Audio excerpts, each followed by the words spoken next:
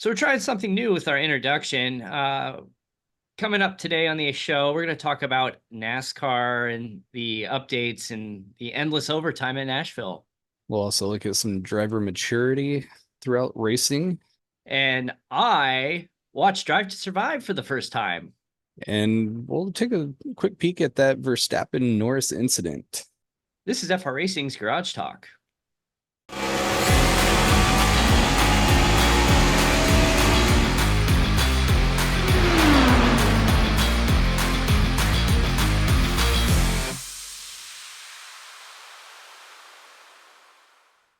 This is FR Racing's Garage Talk. I'm DJ Pluck. I'm Eric Richardson.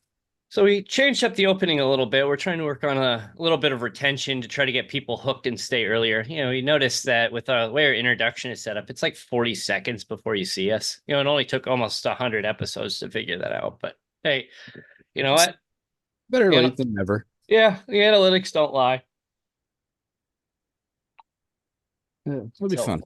Hopefully you like the new introductory setup. With this being, I hope everybody had a good Independence Day holiday here in the U.S. We'll talk about a story related to that in F1 here in a bit.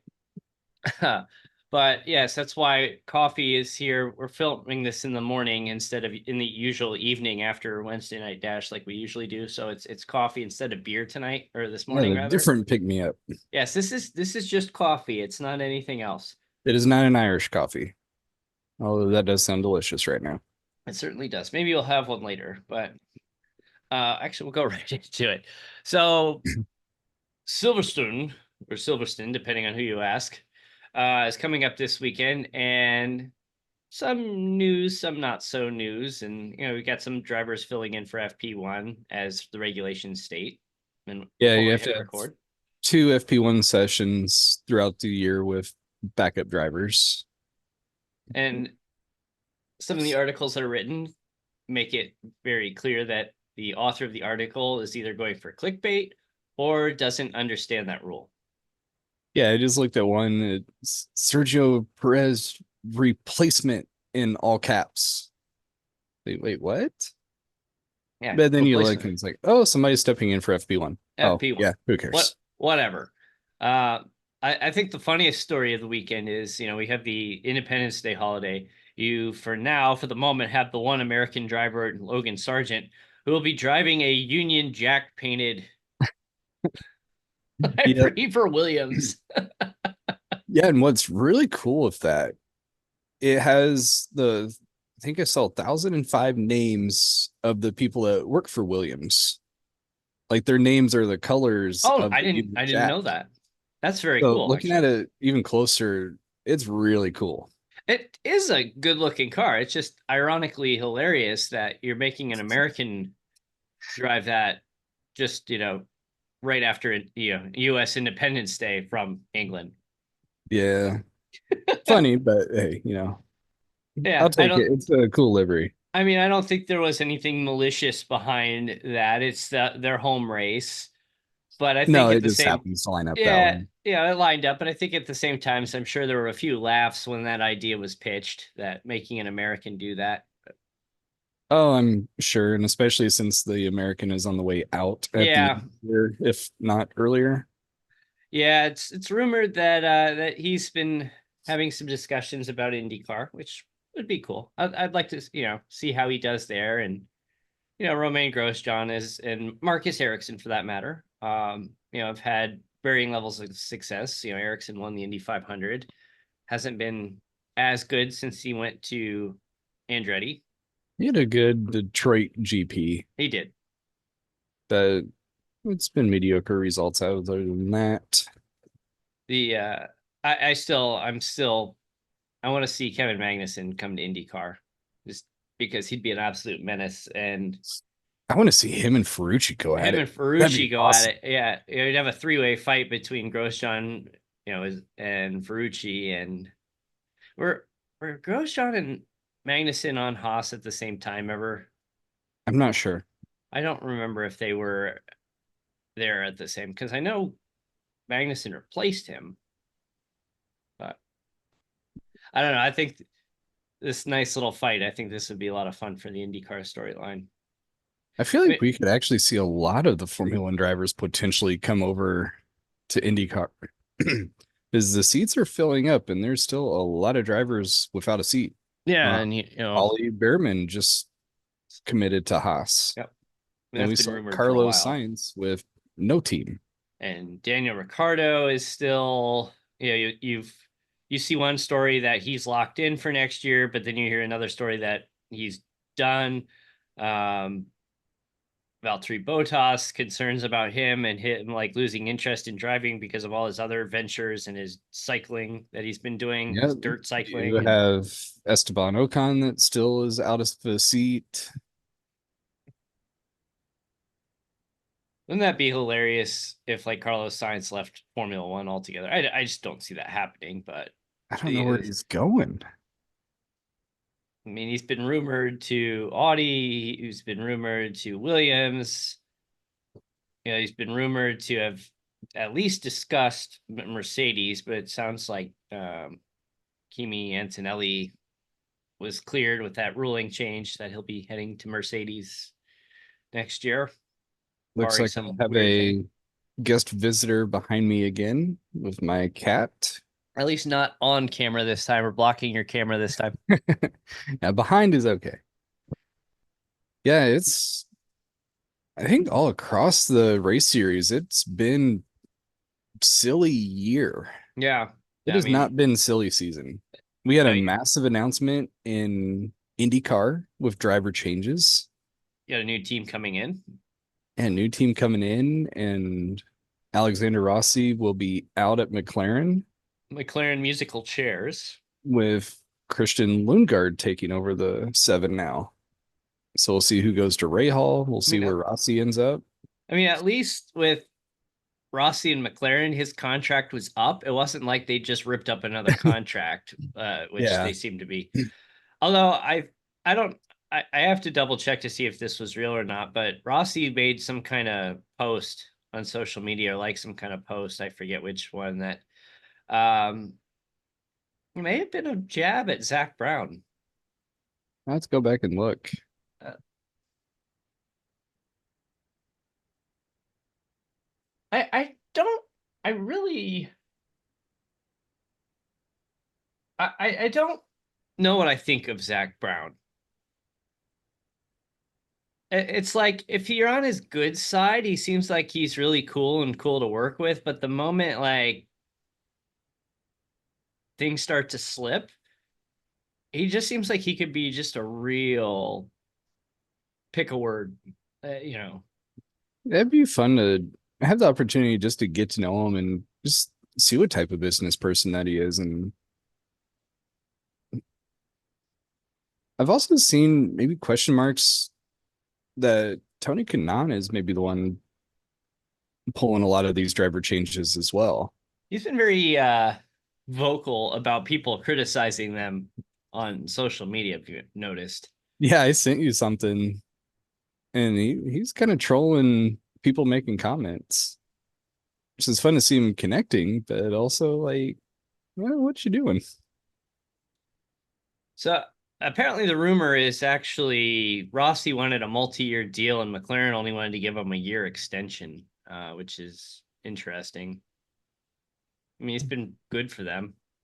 Does Rossi end up with Prima next year? Kind of think that. But we have no idea how that team's going to perform being a rookie team.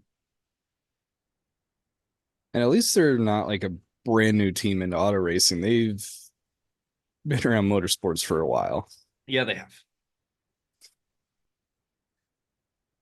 Speaking of IndyCar, so IndyCar was very delayed. I think they did finally release the numbers from Laguna, where they had to go to Peacock off of USA and basically lost their TV. But rumors is that Indy was not publishing and NBC were not publishing the viewer count for that race because it was really bad, like under 100,000 people. And I think they did release something like 175,000 watched, which is Ouch. not good. That's really bad. It really blows my mind that I mean, you're seeing like, like everything, every time there's a fad, it doesn't matter what, there's a fad that all this stuff pops up and then they consolidate and they close. And we've had everything from, remember the fad of those like make your own frozen yogurt places? Mm-hmm. And it seemed like a couple, like 5-10 years ago, every time you turn around, there was a new one opening. And now there's like two of them left. Like the corporate Yep. one survived and like one other survived. And I feel like that's what it is with these streaming platforms, because you hear, Disney Plus and Hulu are all under the Disney banner, and they're talking about consolidating that into one platform, and they already kind of have consolidated Disney Plus. You hear Paramount Plus is bleeding Paramount. Disney Plus is bleeding Disney for the most part. Uh, Peacock, you don't hear a lot about it, but I can't imagine they're doing well with that platform either. And, now there's this talk of like consolidating into this massive, like multi-company, Max and Paramount Plus and all these others into like one streaming platform. Like, isn't that just cable without the cable company? Like, it's like Yes, that's what it is. we've gone full circle, but we've cut the cable company out of the deal. Which, hey, it's one less middleman. Honestly, like, you look at the future of cable, and we've talked about this before. Is there anybody in this country that subscribes to cable TV that's under like 60 years old? There's probably some here and there. It's got to be very, very little. The And younger generations are all streaming. or just cut it out entirely. They just put an antenna on their TV and they stream and they get away with their Netflix or whatever they opt Well, to. well, and even And at the time, we switched over to Hulu to stream and do TV that way just because it was so much cheaper. yeah, Now it's now it's the not. same cost of cable, which is ridiculous, but Uh, we switched away from cable because of cost at one point. when I was a very loyal DirecTV subscriber for about probably close to 10 years. And they sent me a letter in the mail. They had their, you renew your contract, we'll keep your rate lower. Then the one year they sent me a letter that says like, we are bumping your package, which I had a pretty middle of the line package. Like, I had the DVR service and I had multiple receivers, which, charging you per receiver is pretty ridiculous. And they wanted like $140 a month for like a very, very middle of the line. And this was now going on almost 7 years ago. They wanted $140 a month for service. And so I started playing around with the streaming and I went, Hulu is pretty good. It's $40 a month and I can get 90% of what I need here. Now Hulu's like $80 a month or something. Yeah. The other thing too with cable, I would watch Science Channel, but then turn on one day and it's like, you don't have access. Why? Oh, you want to keep some of these channels? Well, if you want this channel, you need to add this package. Well, this other channel that you really liked, you have to add this package. Or I don't the other want thing any of is those. they're constantly in fights. Like the contract would come up with that channel and your cable or satellite subscriber. They wouldn't agree to a deal. It would expire and you'd lose the channel. And you're paying for this service. And the big one that hurt the streaming was when Fox and Disney did their merger. They had to spin off the Fox Sports regional channels and they sold them to Sinclair Broadcasting, who branded them as Bally Sports, which has been a colossal failure. We've talked about this before too. They said on average you're paying out of your cable bill every month, like $15 of your cable bill was to cover the fee that your provider paid to Bally Sports or to Fox back in the day, and it's a outdated model, and so Hulu and YouTube TV said, I'm not paying that. And so they went, Yep. They cut it out. Well, and the other thing that didn't help IndyCar with that race too, I think NBC made just bad decisions that they're sitting in rain delay They're just going to leave people there talking and not cut in on IndyCar. And I have to wonder if that was contractually agreed upon, that NASCAR got priority, which, like, I'm sure it was. it had to have been. There's no strategic reason in the world why you would turn off live racing in favor of guys talking behind a wet racetrack. But even you got to think too, the average person, I get the contractual obligations, but there's got to be some way in there that you're hurting your own business model at that point by saying, well, we do have this. Let's run a side by side, keep the audio from the NASCAR, let people see what's going on with IndyCar. Yep. Because you are running that and you're losing the rights of it anyway. Yeah, and you're losing, NBC's losing the IndyCar contract here in the end of the season. We've got what, like 8 races to go, 10 races to go, something like that. I wonder if that had a part to do in it too. Or, oh, Yeah, you're leaving, so sorry. but yeah, it's not a good look. It's you have run a very expensive platform. I mean, racing is not cheap, and you've got these TV deals, and you're bringing no viewers to TV. And NBC didn't help them by any means, but it kind of boggles my mind when you think about the economics of it and how much NBC is spending for these TV rights to have a few 100,000 people watching it on TV. One, it's funny because of the Olympics that are coming up here shortly too. They had enough pull on all these series that they are stopping racing We have no racing for 2 weeks at the end of this month. because of the Olympics. Like, what are you doing? And I'm hoping with that 2 weeks, that will give us an opportunity to book some guests for the unexpected mid-season 2-week vacation. Yeah, hopefully we can get somebody in to talk some racing and see who we can snag in those 2 weeks. But yeah, it's gonna be interesting. It just, something's got to change. Mhm. We're not paid enough to make those decisions, and honestly, like, there's so many complaints with NASCAR, and it's jumping into Nashville. Uh, for me, like, I absolutely enjoyed the endless overtime at Nashville, because it's just like, you knew what was going to happen every single time. It's like, here they come.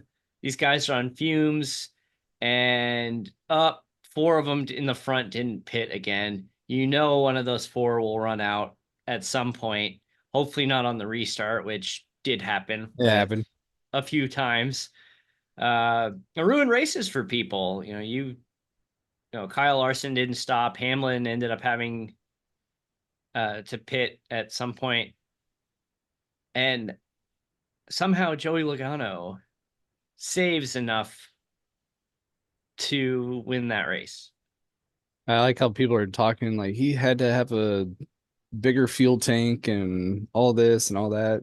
Well, if you look at it too, he was not running fast and he was in traffic. Did you see how NASCAR put out on their social media this week? And I think they talked to his crew chief, but they basically showed Logano's strategy on fuel saving in that last run. And I think they're very open in showing this because, one, the in-car camera, you can tell what he's doing. And it's not something that people can just copy. I mean, it's an unbelievable amount of skill for him to do what he's doing. And it's like, the caution comes off and you hear him cut the engine like immediately. And he's like cutting the engine, and just like, he has this whole routine down. And it's like, it's very like Scott Dixon-esque over on the IndyCar side. I mean, obviously not the same strategy, but Logano has this whole process where he's like shutting the engine off. He's easing off. He's running in traffic, and he just does all these things that just gave him just that. He wouldn't have survived. I mean, he ran out of fuel on that last lap coming around to take the checkered flag. If we would have had another caution, he would have been cycling to the pits. But just the amount of skill for what he did, I don't think is getting enough appreciation from people, partially because we don't know. Like, if you saw that social media post, now, you suspected it, but then you got the other half of people accusing him of cheating. Well, Penske's had Well, yeah. plenty of cheating accusations Yeah, this yeah, year, it doesn't help that, yes, he is running under the Penske banner. I mean, it's especially just since he already got busted for something this year. wait, Logano did? What am I forgetting? His glove at Daytona, Oh, that's right. his His wing. webbing. I forgot all about that. I completely forgot about that. Um, Well, and if you're running back in the pack, and if you have a feeling that you might have to be in a fuel save mode, he's not running full throttle. no, So he's not using nearly as much as what those front runners are.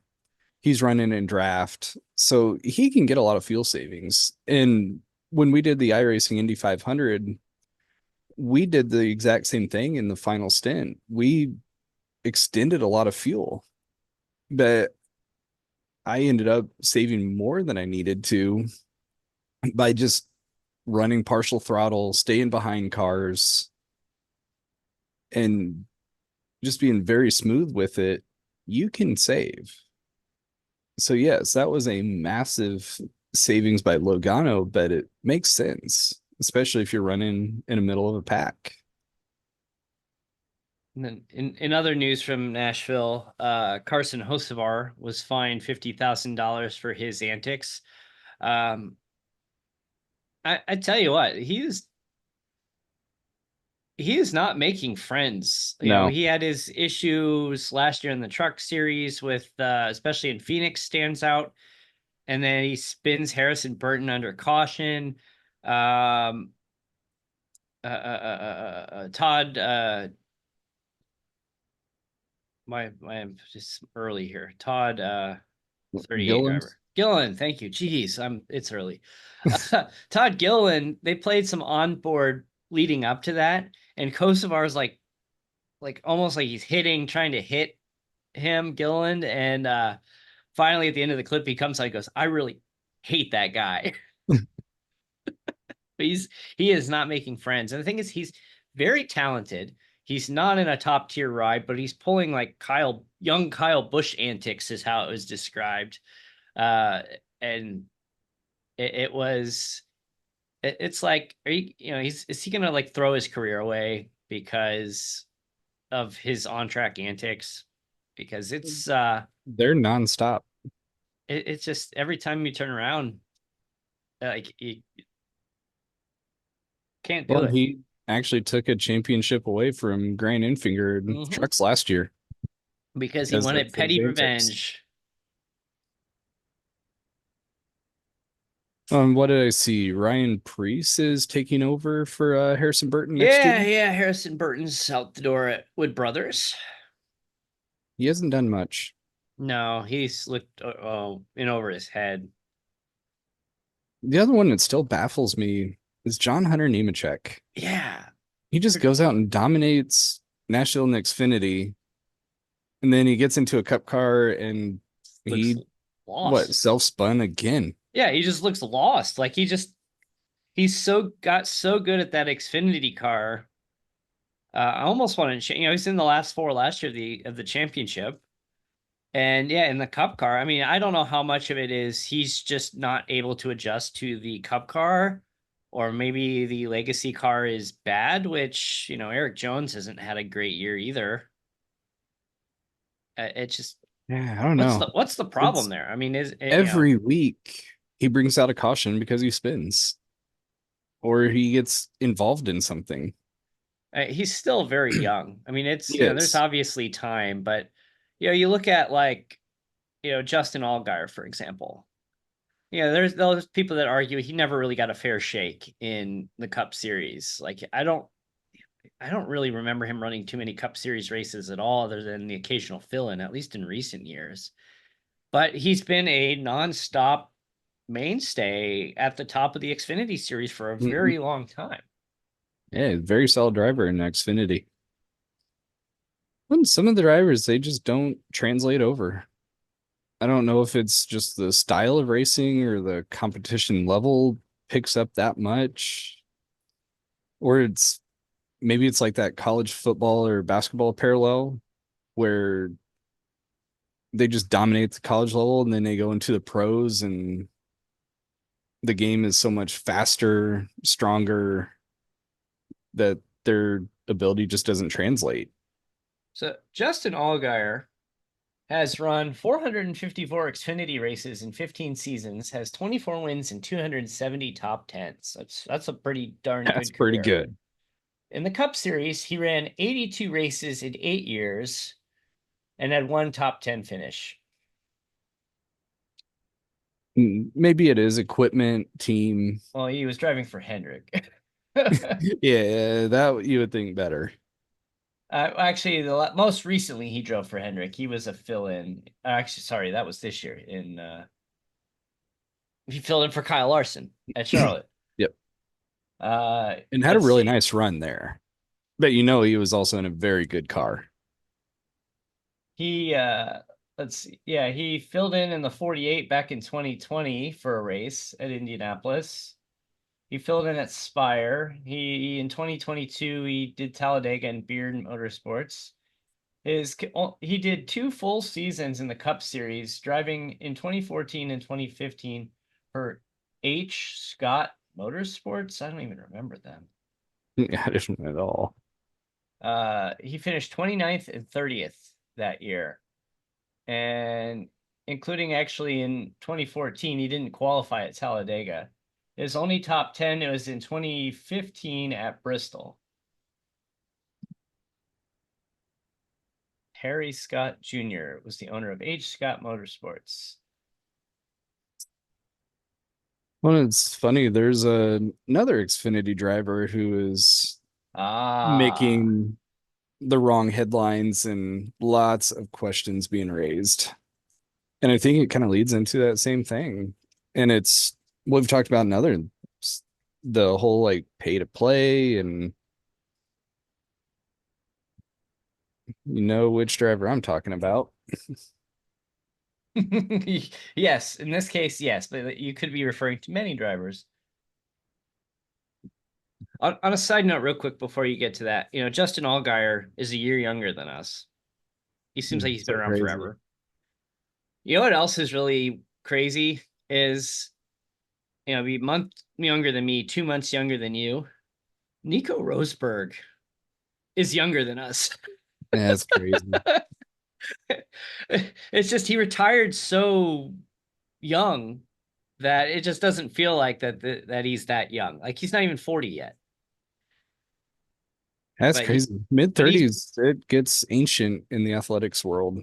and his reason for retirement was he didn't want to be that guy who just hung on, and you could argue like Sebastian Vettel, Kimi Räikkönen, those guys who hung on and drove these like second tier rides at the end. And he literally went out on top. He won his championship in 2016, and they said 5 days later he's like, I'm done.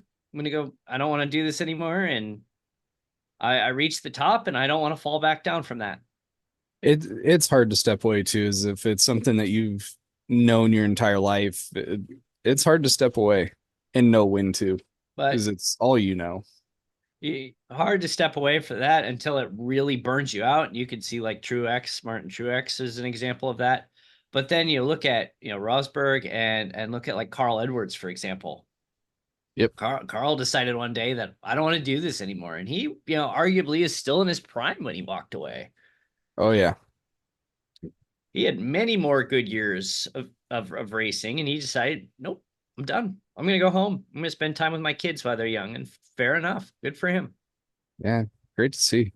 I'm glad, and the thing is, it's good. He was completely gone from the public eye for a long time, and it's just in the last year or so after the 75th anniversary celebrations and him being involved in those, that's really the first time we've seen him, and we see him hanging out a little bit now and giving his thoughts. But he's like, I'm not coming back. I'm done. I retired, man. But yeah, it's so unusual. But then you look at Denny Hamlin, who I think is 43. Another one who's up there in age is Scott Dixon, who's what, 42, 43 as well. Kyle Busch is same age as us, so he's pushing 40. It's yeah, but those guys, they don't. I mean, maybe Kyle's burning out. He sold his truck team. He's not having a good time at RCR. Maybe he is starting to burn out as well. But I mean, some of these guys are just like, you know what? As long as I'm still competing and I'm still in a run for wins every week in championships, I'm going to keep going. I mean, Harvick was what, 47, 48 when he finally hung it up. Yeah, I mean, you look at Mario Andretti and AJ Foyt. Those guys were pretty old when they finally retired. man, and they're still around racing. Mario gave an interview recently where he said, Michael, they were talking about the F1 and what Andretti's doing next, and basically confirmed that Andretti's next move is going to be moving into NASCAR, into the Cup Series, and made some comment where it's like, I hope I'm alive to see that, or something like that. And it's just like, man, but he's in his upper 80s. Like, he's not a young guy, Yeah, obviously. they are not young gentlemen anymore. So I mean, it's good. Yeah, it's, you got these legendary guys who are up there in age. AJ's what, 89, I think. Yeah. It's just, yeah, it's crazy. I mean, that's the thing with motorsports is you don't really see, there's Mario had to have been in his 50s running the Indy 500. Wasn't he making an attempt even what early 2000s to run another one? I do not remember that. Maybe, but I don't I remember think that. he was, but in practice he ran over debris and ended up flipping down the backstretch. Oh, I vaguely remember that. And Yeah, I I think that remember was kind of that. like, maybe not. Yeah, maybe it's time to take the keys away, so to speak, But then he was driving the two-seater around at races. And in his 80s. so yeah, sure, I'll hop in with Mario. It's Mario. Yeah, it's scary enough as it is, knowing that you have a octogenarian driving it. Not 50, but 150. Yeah. Um, but yeah, you look at Morgan Shepherd, who raced into his 70s, well into his 70s. That's like, you don't see that. Like, you're not going to see well, I mean, there are rumors that Manute Bull may have been in his like 50s or 60s playing in the NBA, but that his real age was not accurate. I think we're But seeing a couple things. We have so many young drivers in like IndyCar, NASCAR series, and you don't see these older drivers that have been around forever now. But look at the quality of the racing too.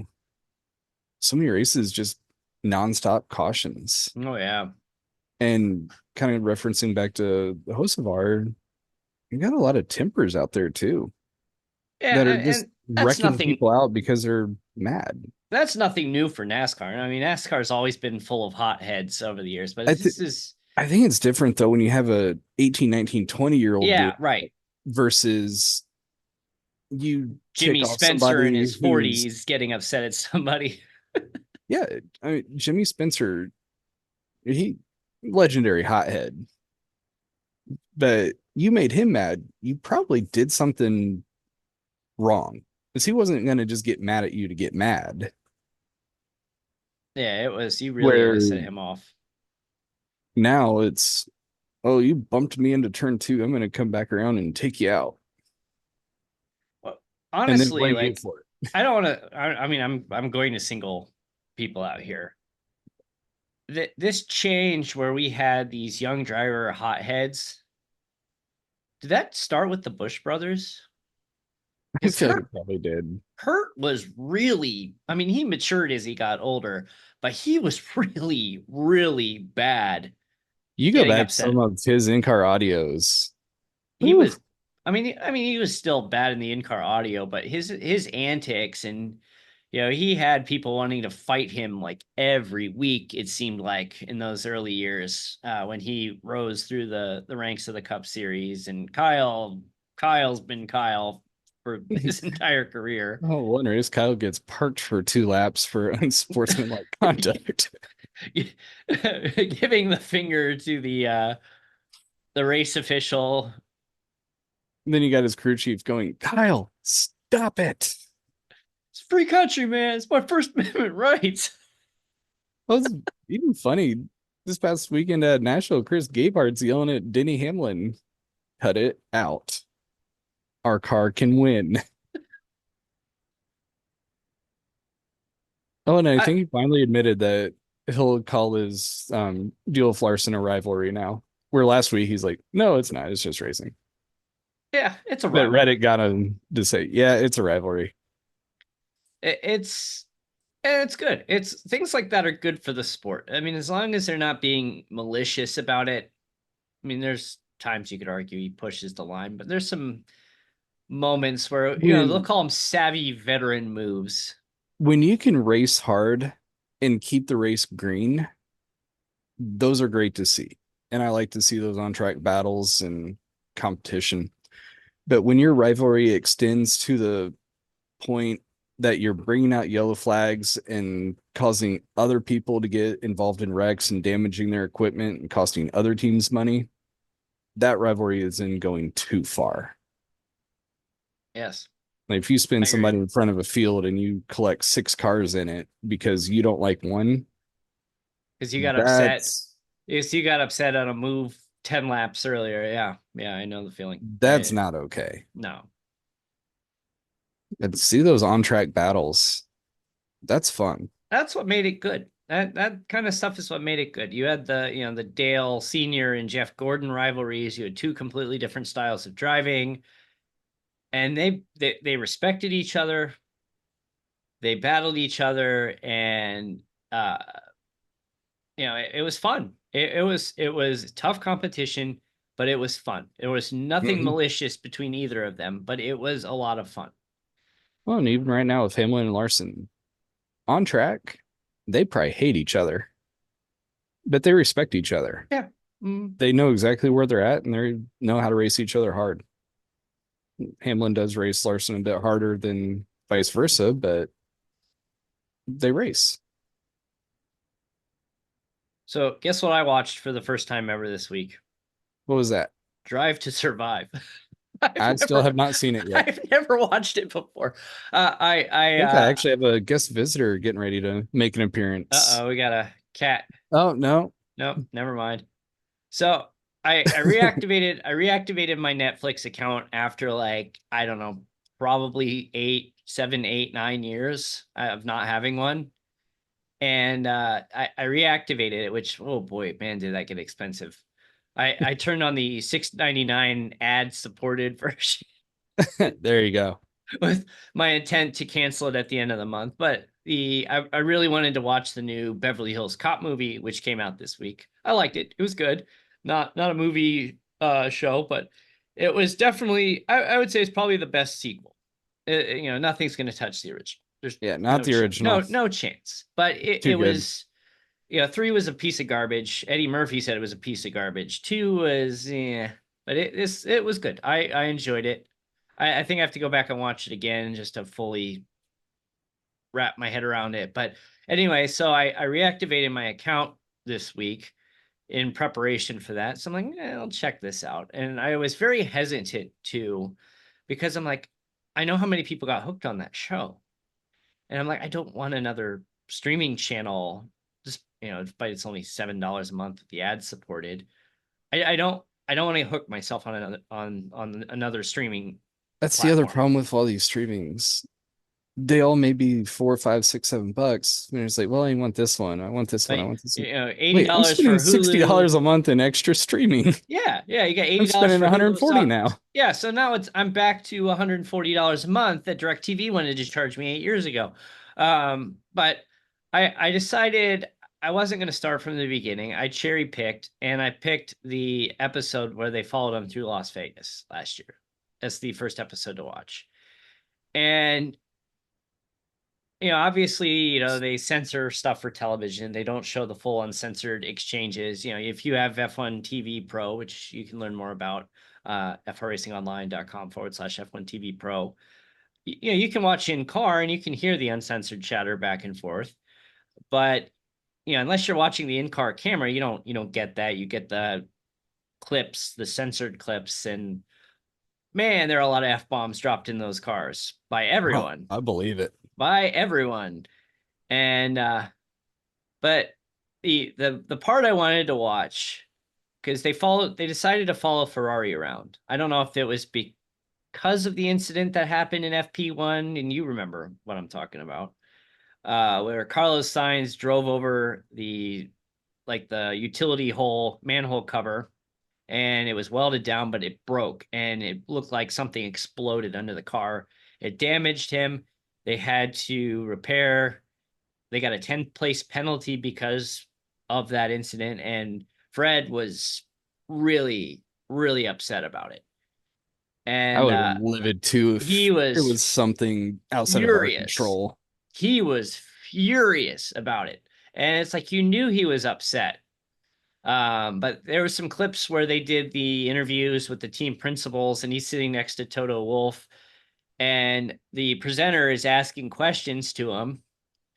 And Fred, you could hear his just frustration and disappointment. I mean, he's a pretty jolly guy generally, but you could hear he was very upset. And he's like, I'm not talking about that anymore. He's like, I basically said, I'm done talking about this. And he's like, can I leave now? And they're like, no, you can't leave now. Like, you have to be here. And then so he asked another question about it. And so Toto Wolff is sitting next to him, and he and Fred have been friends for like 20 years. Toto picks up, he's like, don't do it. You're just gonna make a matter. Stop. But So we kind of touched on it. We're getting off track here yeah, again, but what else is always. new? Always. So that's why we put the Touched on, chapter guide in. You can watch yeah. what you want. Touching Skip on around the Formula One banter, here. watch what you want. We mentioned it for the recap. Norris and Verstappen. Verstappen's fault, Norris's fault, or is that just hard racing? Um, there's an argument for all of those, actually. It's just I use this term a lot. I think it was just an unfortunate circumstance that that it happened. I mean, you could argue Max veered to the left. You could argue Lando didn't, made an unwise move. I don't know. I honestly, from my standpoint, you could have flipped a coin as far as who you can assign blame to. I think it's a racing deal.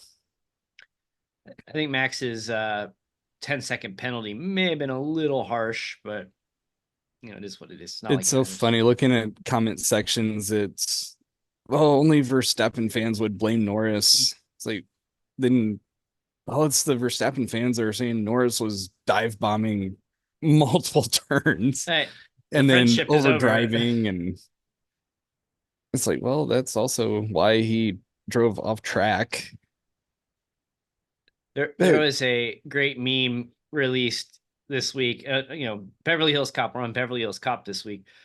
So the bad guy from Beverly Hills Cop 2, his name was Max.